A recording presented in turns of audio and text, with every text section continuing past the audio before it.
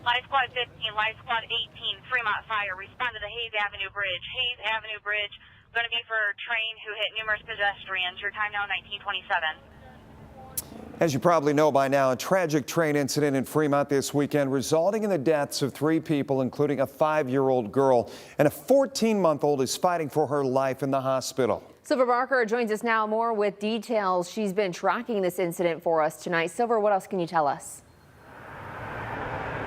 Well, it's dark out, so I know it's quite limited on what we can see here, but just behind me are actually the train tracks at where the incident happened. Now, Fremont police are still trying to piece together what did happen here on Sunday, but here's what we know so far. It's going to be the bridge for possible pedestrians hit by a train. On Sunday, around 7 p.m., a family was struck by a train near the Miles Newton Bridge, which crosses over in the Sandusky River in Fremont. City Mayor Danny Sanchez says the family was from Fort Wayne, Indiana, and came here on a fishing trip. People come here from all over the country, specifically for the walleye and the white bass run, and we believe the family was just simply here to enjoy a normal, ordinary, reasonable fishing trip in the Sandusky River. The train hit and killed 2 women, Ramazan B. and Unai Zar, who the family says are sister-in-laws. 5-year-old Intai Zarmi was thrown into the river. We are fishing down here. I hear there was the group of people yelling and trying to stop waving the train to stop it. And then I started hearing the train and non-stop it, the honking it. Sunday night, rescue crews started looking for the 5-year-old with several dive teams and drones sent out to search. Life Flight is circling an area where they see a white object floating in the middle of the river.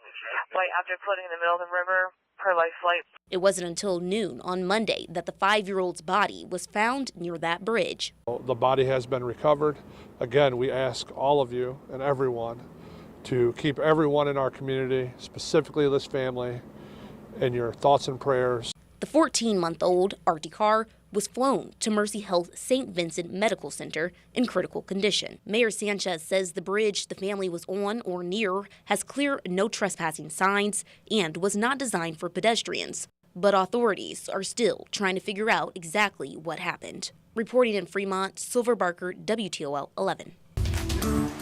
We've heard from officials and neighbors surrounding the incident. Tonight, WTOL 11 has an exclusive interview with a member of the victim's family. Steve Iwanek spoke with Onai Zar's brother. Steve, this is a lot for him to take in. Yeah, it certainly is, Kaylee. His son is still trying to process everything that's happened over the last 24 hours, and he tells us that his family are actually Burmese refugees, and so in this story, we had to use a translator. The only thing we can do is continue to pray for these people and their families. 3 lives lost, another fighting to survive. This is a very, very unfortunate tragedy that has hit our community today. All 4 victims are related to Hisan. He's the brother to Unai Zar, who is the mother of Intai Zarmi, the 5-year-old who died, and Artie Carr, the 14-month-old still in the hospital. And in the last 24 hours, he says his world has been turned upside down. I feel very,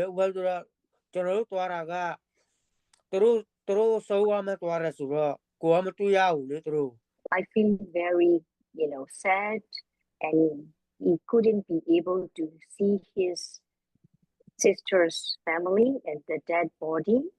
But then he couldn't be able to do anything else yet, and he feels lost. Hisan says his family are Burmese refugees and have lived in Fort Wayne, Indiana for about 15 years. Officials told WTOL 11 that the women were in Fremont for a fishing trip, a skill Hisan says they learned after coming to America. They are very skillful at fishing. Now, Hisan begins the difficult task of bringing his loved ones home, leaning on faith, friends, and the community. He is going to make sure that the dead body is going to be buried through the Muslim community, and Muslim community in Fort Wayne has people who are helping the funeral services. In Fremont, Steve Iwanek, WTOL 11. And the community is showing signs of support near the scene of the accident. There were balloons, flowers, stuffed animals, all lining the area near the Sandusky River. Our cameras caught more than a dozen people who were dropping off items throughout the course of the day. It just was on my heart. It just was on my heart. It's so sad, and this is a small community, and you know, I've never heard of anything like this ever happening, and I couldn't even imagine. I have a 12-year-old, so I can imagine. It's just sad. It's sad. She says she goes by this area every day, so this tragedy hits close to home.